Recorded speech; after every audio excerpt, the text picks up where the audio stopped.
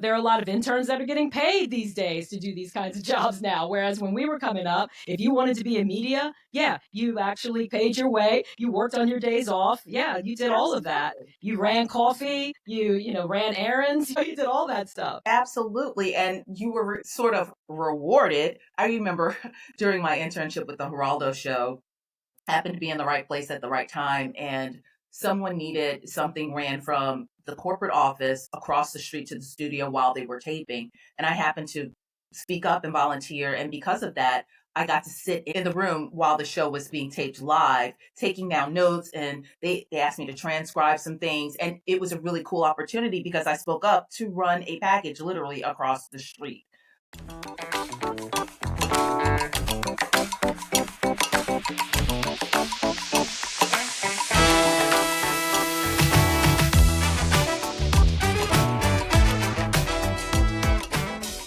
Welcome to Monique and Friends, our stories unscripted, where we keep it real, have fun, and celebrate the journeys that shape us. In this episode, I sit down with my god sister and lifelong friend, Estilita Crumbley.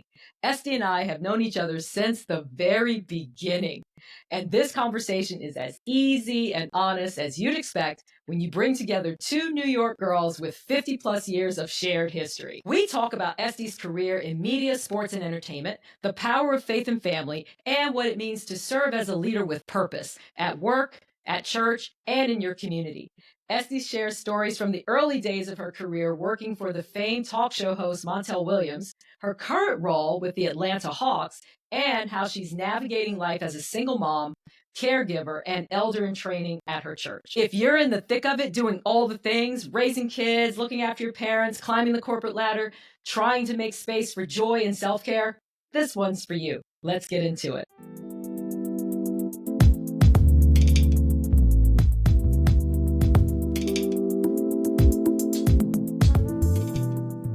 Hello there, Ms. Estilita Crumbley. How is life in the ATL?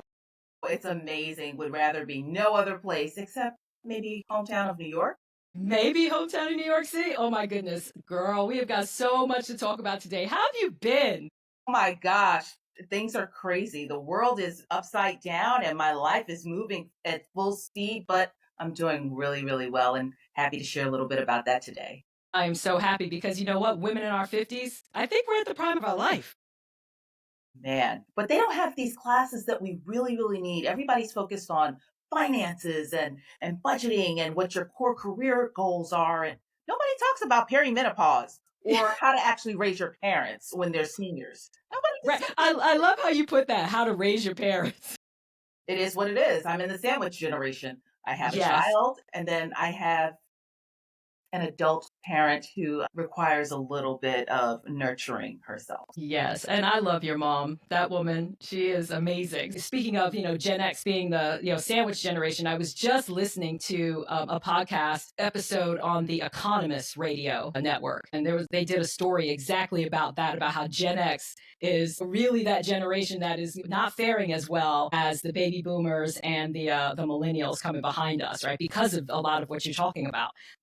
Got the kids that we're trying to raise. We've got the parents who are aging and need help. And need support. But that notwithstanding, you, my dear, have had an amazing career, and I want to definitely get to that. But let's tell the audience our origin story. Like, how did we meet? Because you are you, ma'am. Oh, do wait, I, right? Your entire life. I've no exactly. In fact, you are the one person in my life who I have known the longest who is not my blood relative. Yes. Correct. Yes. Yes. So it's really interesting because family, I've learned through someone else you've had on your podcast, Kevin Noble, family is not necessarily those people who you're related to by blood, but those you choose to live your life with. And Yes. You're part of that story. Whew, going all the way back to when we were wee bits, and I won't start sharing nicknames for either of us because we have a circle of trust, you and I. So yes, we do. Let's just leave that where it Yes, has been. let's leave that in the past. Adult names, please.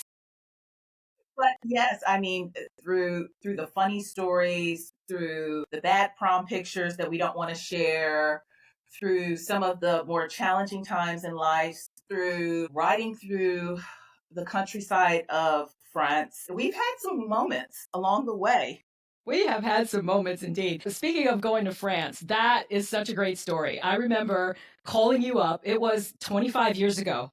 Can you believe that? So you were still in New York at the time, and I was out here in Oregon, and I called you up and I said, we need to go somewhere this summer. And you said, okay, where? I said, how about we go to France? And you said, okay, I'm down. Yeah, why not? Let's go. And that was one of the best trips ever. It One of really the best. was.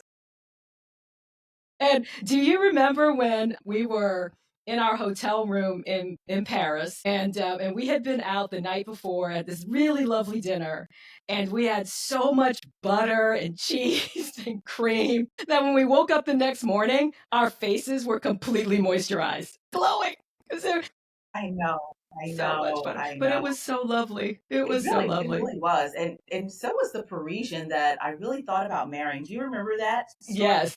But I couldn't figure out his name because he didn't speak English, and I only could ask how to go to the restroom or for the check or maybe the museum in French. So probably wouldn't have worked. Yeah, probably wouldn't have worked out long term. Good No, thing. Yeah, we needed to come home.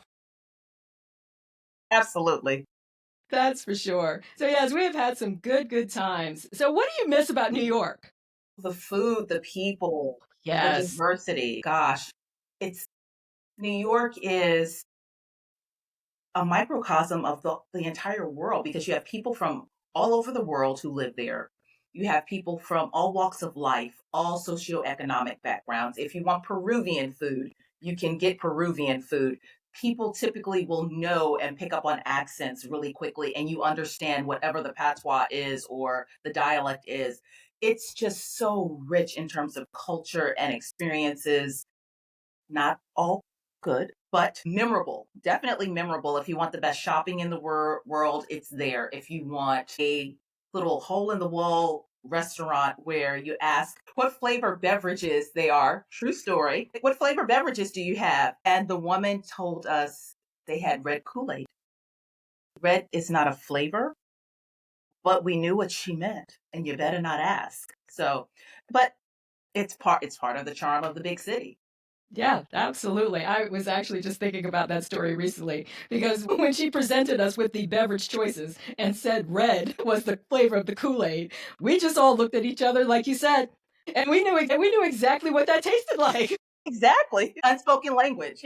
So okay, yeah, definitely miss the vibrancy and the diversity and just the the color palette, if you will, of New York City. Absolutely. Absolutely. And that's where you started your career, in fact. So one of the things that's interesting about you and me, of course, is that we have had similar career paths in terms of being kindred spirits around marketing and communications. You know, I went to University of Maryland, studied journalism. You went to Howard, you studied communications, right? And then, I went on to get an MBA. Then you decided that you were going to start your career.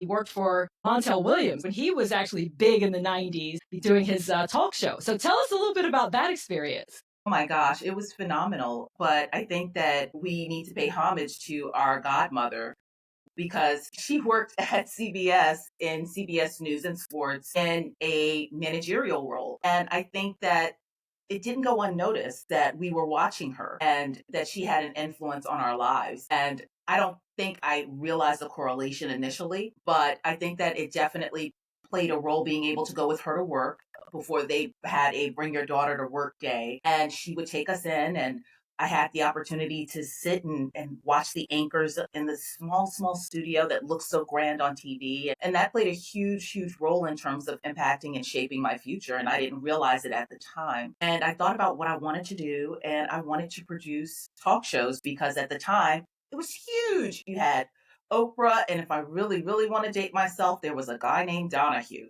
So, and I won't name the full list of other personalities.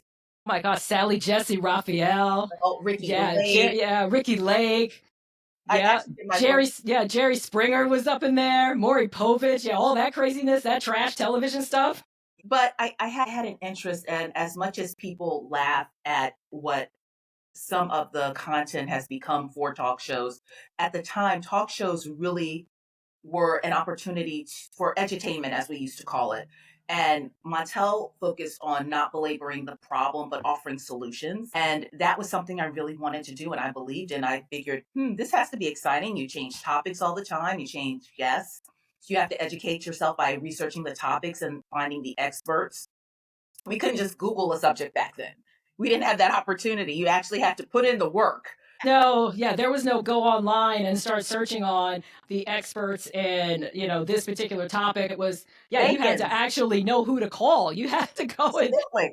to the library. Yeah, you had to go to the, yeah, to the, yeah, yeah, to Absolutely. totally. So it was quite a journey, but when Montel had the opportunity to speak at Howard University, my beloved alma mater, proud bison over here, I was able to pass along my resume to his staff, and I had the opportunity, thank God, to go and start out working for him part-time as an usher. My mother was Wow. not trying to hear that after earning my college degree, graduating with honors.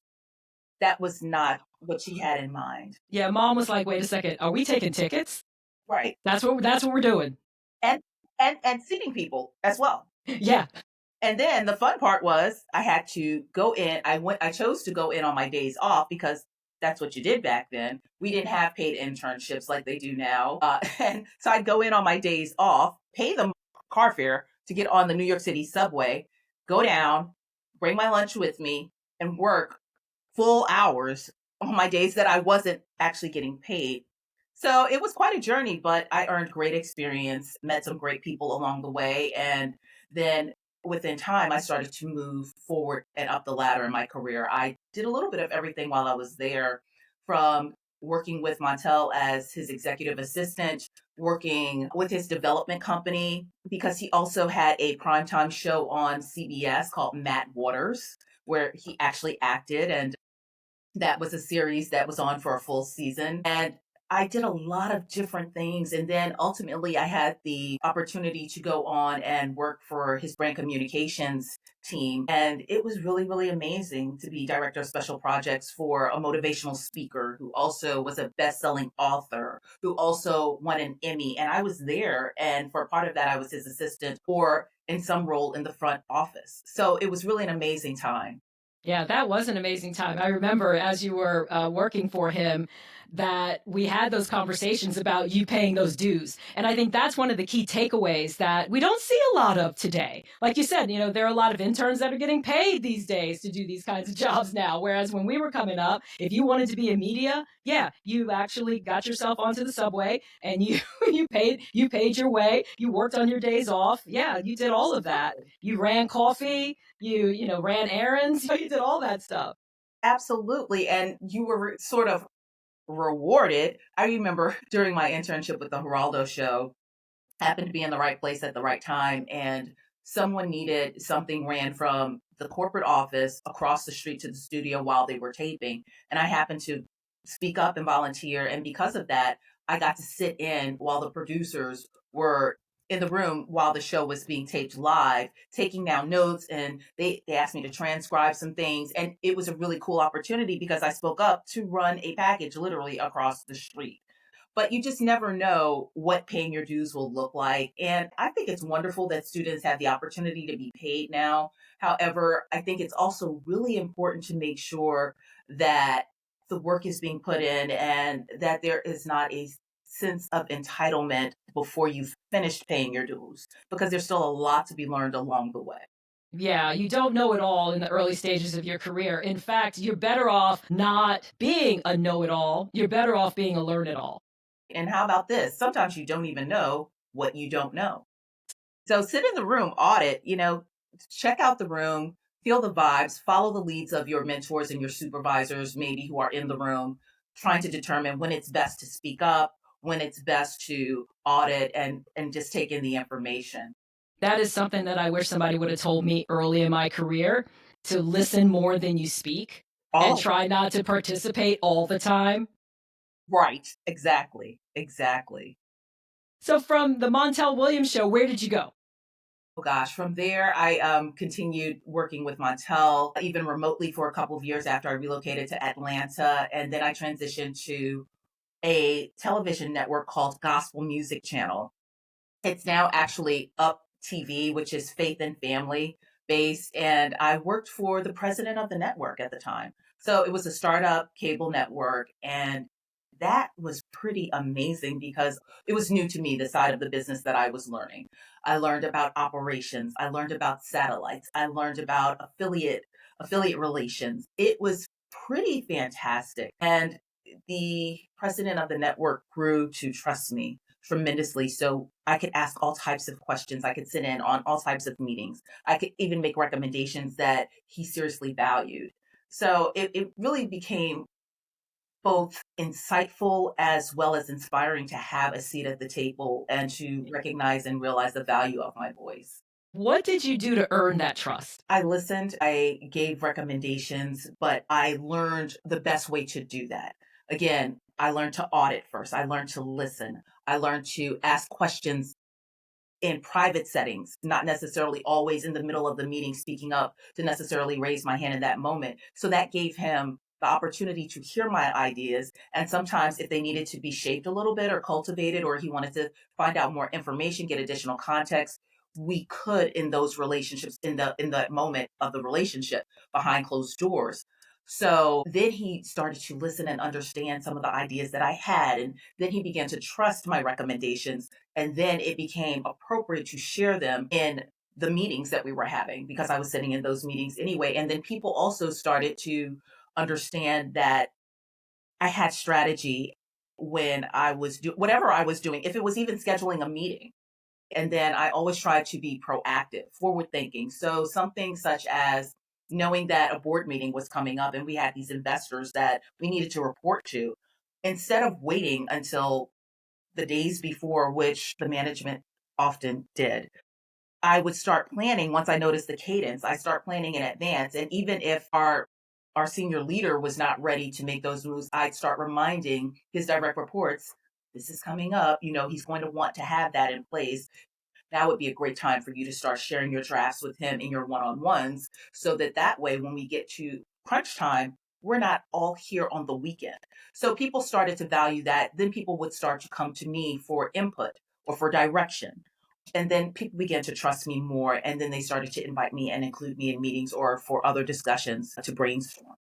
Yeah, it's very similar to a role that I had at Intel working as the chief of staff for the very first chief technology officer of the company. And you have to build those relationships with the senior leaders because they don't always have the opportunity to sit down directly with the executive.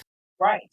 The way that I like to describe those kinds of roles is that you have the opportunity to do the job that the executive either does not have time to do, does not want to do, does not know how to do, and is not inclined to do. Absolutely. Absolutely. I have a friend from Gospel Music Channel. I then went on to Turner Broadcasting, and I have someone who's become a very, very dear friend. And the way that he recounted the story, I didn't realize that this is how it happened, but he was reaching out to connect actually with my manager at the time, who was over public relations for a group of networks that included Adult Swim, Cartoon Network, Boomerang, and several others. Wow, that's some classic TV right there. Ooh, we called it a YACM. I won't even get into what that acronym stands for, but it was a lot of fun. And he was reaching out because I worked with one of the more senior Black leaders who was on the team at the time, and he was like one of the go-to people that you had to know. So, and him and my buddy trying to schedule this time before we became friends, he would reach out and he was like, yeah, I want to get on this calendar. And he sent me some information and some dates. And I politely pulled him to the side and I told him about the appropriate way to go about it. This is what I need from you. This is what you need to do. This is how this is actually going to work to get you on his calendar. And to this day, he still lets me know how much he appreciates that because he said, I didn't know. I had no idea. I knew that I should reach out to him and that it would be valuable to have the conversation. But you taught me the protocol and the best way to go about that. And from then on, we became really, really good friends. You Yeah. need to prepare in advance. You have 10 minutes to shoot your shot. What is your elevator pitch? What are you going to do? What questions are you going to ask that you can't research yourself online? His time is valuable.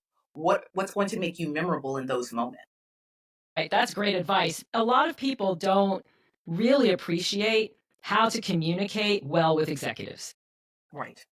But there, I mean, many times they don't have that opportunity, that exposure. If anything, you may be told, "Oh, you should reach out and have a coffee meeting. Invite someone to coffee." Great. Now what? Once they've said yes, then what? And like you said, what is the goal? What What is the is your goal? agenda? And what is the action that you want out of it at the end of the day? You don't just meet with executives to, spend time with them. Right. They are action oriented. They are always thinking about the business. They're always thinking about what's next. They really have to be super guarded in terms of their time and how efficiently they use it. And you Absolutely. as a yeah, you as a person who is asking for that meeting and wanting that audience, you have to be really on point when it comes to that interaction. And what I think is really important as well is to follow up, say thank you. Don't only reach out when you need something. They might be inclined to assist you, but if the only time that they hear from you is when you want a reference or a connection, that doesn't really bode well. And then the other piece of it is as well, it's really also helpful if you can bring something to the table for them. It could be anything, and sometimes people are saying, "Well, I'm more junior level in my career. I don't know what I have to offer." It might be asking what's a problem and a pain point that you could take off their plate. That's something I've learned from my current manager with the Atlanta Hawks, and that was a technique she would use oftentimes when she was meeting with more senior level managers is ask, "What's a pain point?" or "What is a challenge that you're currently having that I might be able to assist with?"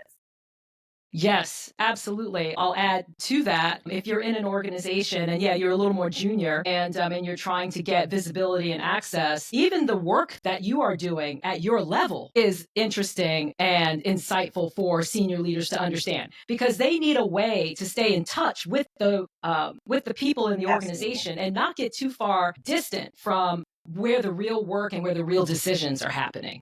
Absolutely. Talk about the Atlanta Hawks.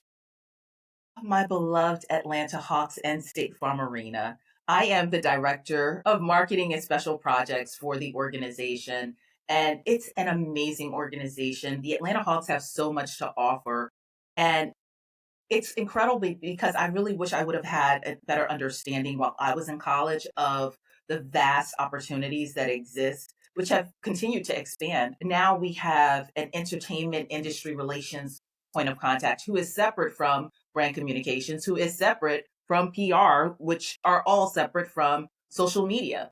How And do you all stay connected? meetings, lots and lots of meetings. Lots and lots of meetings. Yeah, welcome to our world, everybody. Yes, yes, and when we're not in meetings, email.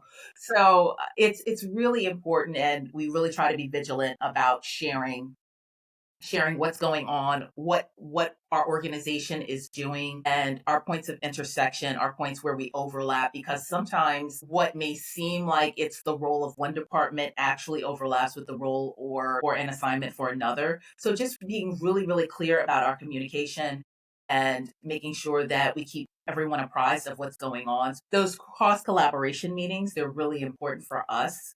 And it's really helpful. And the amazing thing about the Atlanta Hawks is it really touches on so many points. I've been blessed and had the opportunity to serve in a variety of capacity. I've served on the marketing team, at which I've come full circle and now I'm back there. I've served with the brand communications team. I've worked as a part of the community impact team, so think corporate social responsibility and serving the community in conjunction with global partners who want to be affiliated with the Hawks for that cachet. So it's really been an amazing journey. And then there are people at the Atlanta Hawks who work full time as painters and plumbers and dancers and accounting, finance, IT, you name it. It's part of it's part of the organism because we have an entire arena and then we have the Hawks basketball team itself. We have the opportunities available, and you don't necessarily have to have a full background in sports to play a role.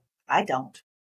Yeah, I know you don't. And that's, I wanted to ask you what attracted you in the first place to the Atlanta Hawks, knowing that, you're not a huge, big basketball fan.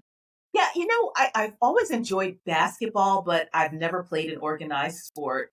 But I'm passionate about what I do. But what really interests me is it's at the intersection of so many things. Whether you want to come to the arena and see your favorite artist perform, whether it's Elton John or whomever, we have the artist performing there. And then it's also not only at the cross section of performance and entertainment, but it's also at the cross section of sports. We have celebrities who want to come and sit and watch the basketball game. We have performers who want to perform at halftime or post game shows. And then we have the athletes themselves who want to show up and be there and get on the court. So it really is an amazing intersection. It really is like a great opportunity for people to come together and have a few hours of time where we're not worried about what's going on, but we can just relax and all get together and be one community there to have a really good time and leave everything else on the shelf. Yeah, that's fantastic. I mean, what a great opportunity and really building something bigger than just a sports arena. That's one of our sayings is it's bigger than basketball. It really is. So it's a great chance, particularly when I was on the community side, to then give back to the community that we love so much. And we really do try to figure out and determine what the community really needs, not just what we want to give them and what we want them to have. Understanding what the needs are. If we thought at one point there was a need for Wi-Fi with some of the facilities that we work with, but then we learned, oh gosh, there actually are some other needs that we haven't addressed. The students need to understand how to use the technology. They need to have access to that technology. Wi Fi is fantastic, but if they don't have the tablets and the laptops to do their homework, what good is the Wi Fi?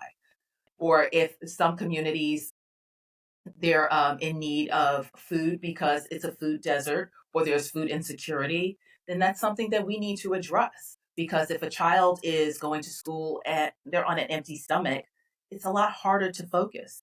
So it's been an opportunity for the Atlanta Hawks to serve the community in a variety of capacity and have corporate sponsors along the way who want to partner and team up with us to get the work accomplished. And it's always really a great moment when you see someone whose life has been impacted by your work.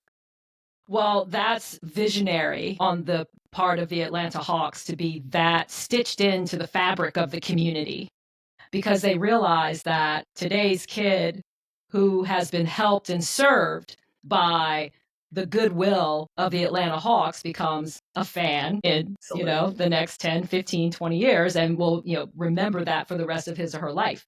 That's what you're counting on. Absolutely, future fan all the way. It's an investment. It really is. So it's a whole lot more than basketball, although we always do want to cheer on our Hawks at the end of the day, looking for a big W.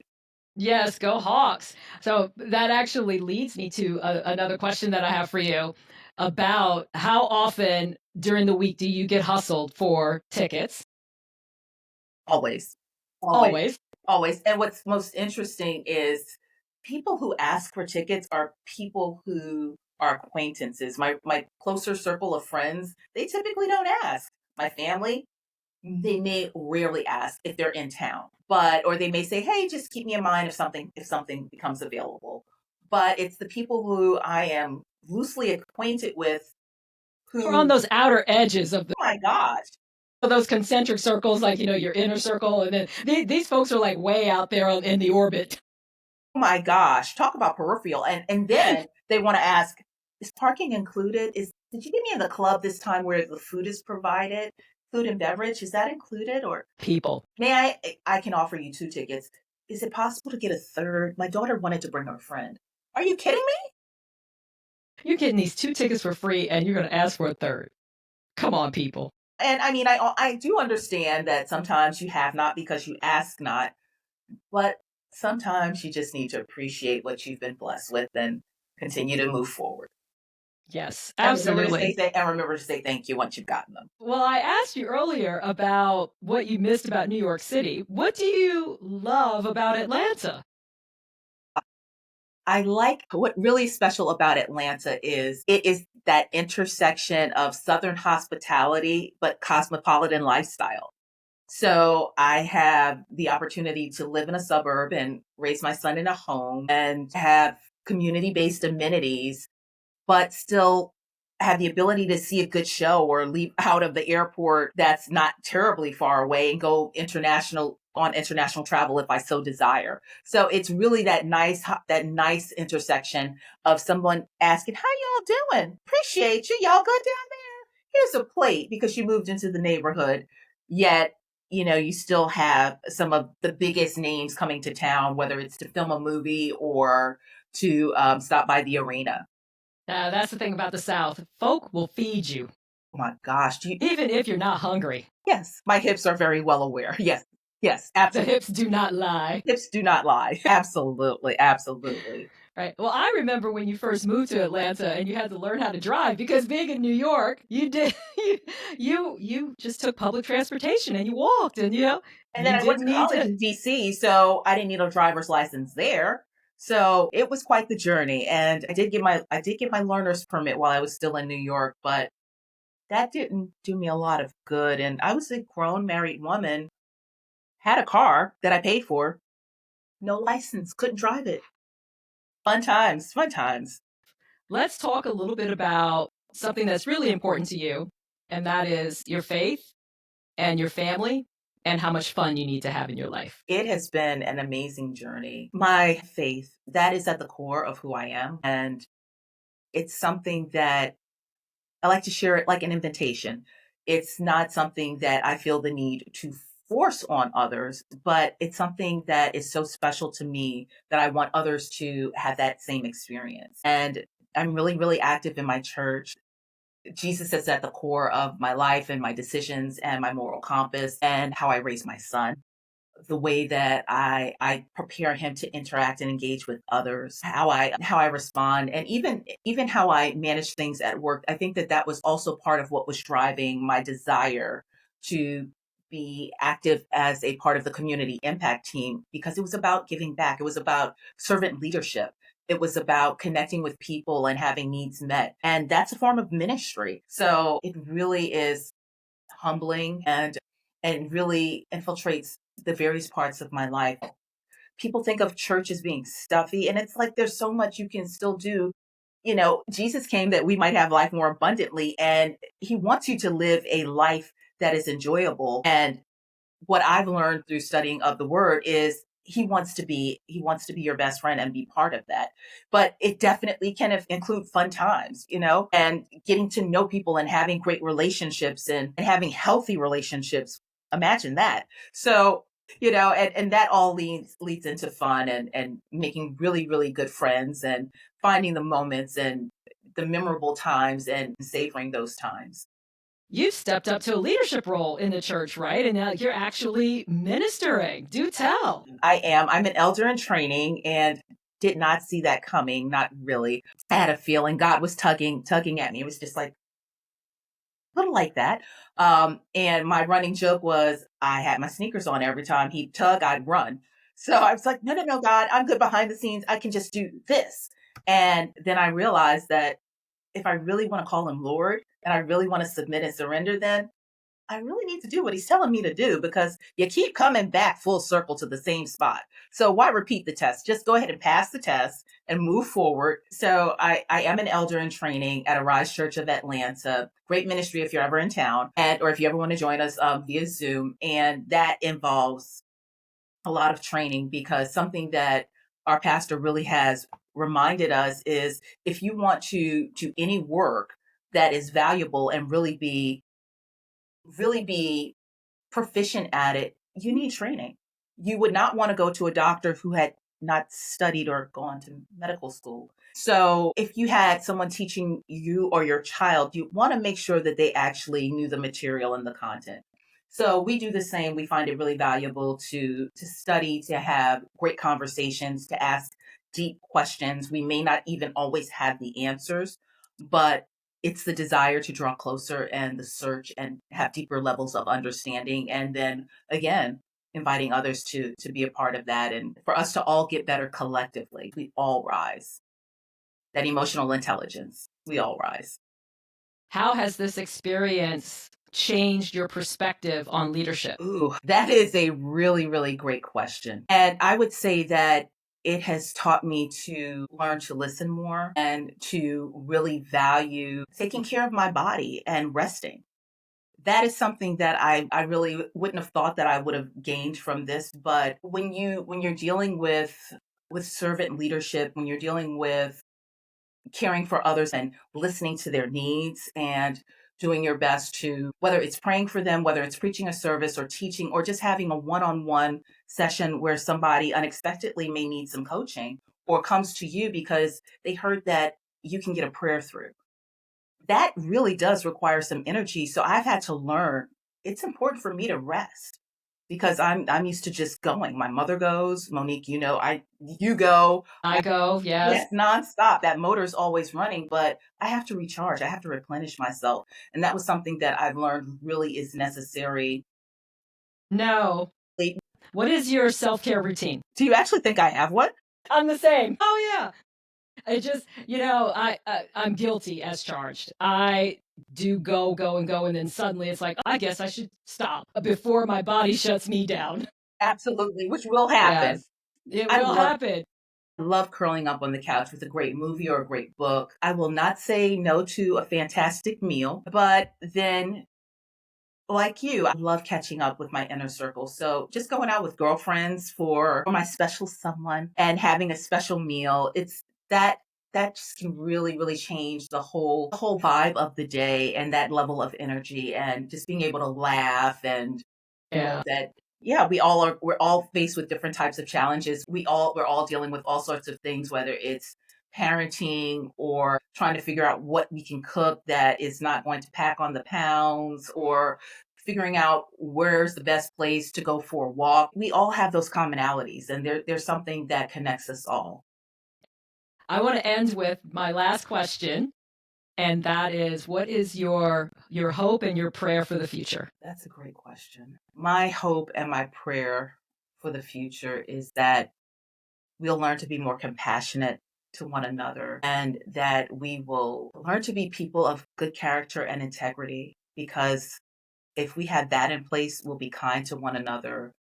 Our children will model that example, and then hopefully that will shift how we engage with one another, which will change the world. Let's focus on being kind, everyone. Absolutely. Well, Estilita Crumbley, my god sister, my best friend from way back. I love you so much. I can't wait to see you in the ATL or someplace. Maybe Yes. what I'll do is maybe we need to go back to France. That's not a bad idea. I'm open to that. I'm open to that. Thank you so much. I love you. I love you too.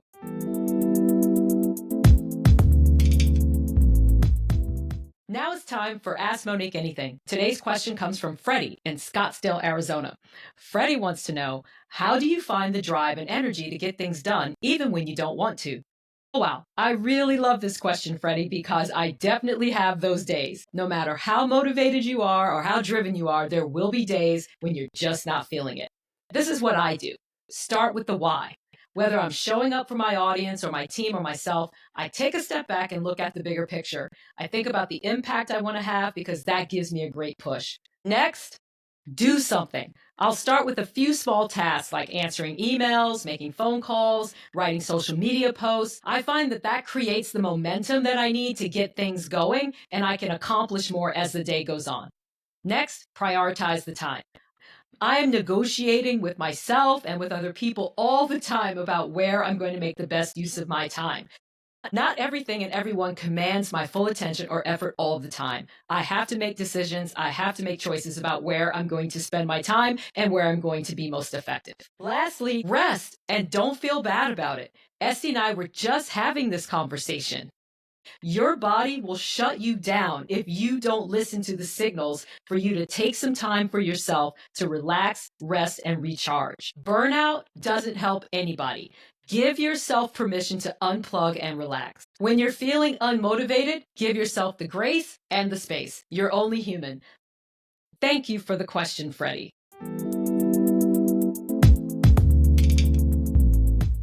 So many great takeaways and learnings from my conversation with Esti. She's a communications powerhouse and has built an awesome career in media, sports, and entertainment. I love how she integrates her faith into how she leads across both her professional and personal lives. If you enjoyed today's episode, don't forget to follow Monique and Friends on your favorite podcast episode. Please send your questions for the Ask Monique Anything segment, as I love hearing from you. Thank you very much for tuning in, and until next time, take care, and we'll see you soon.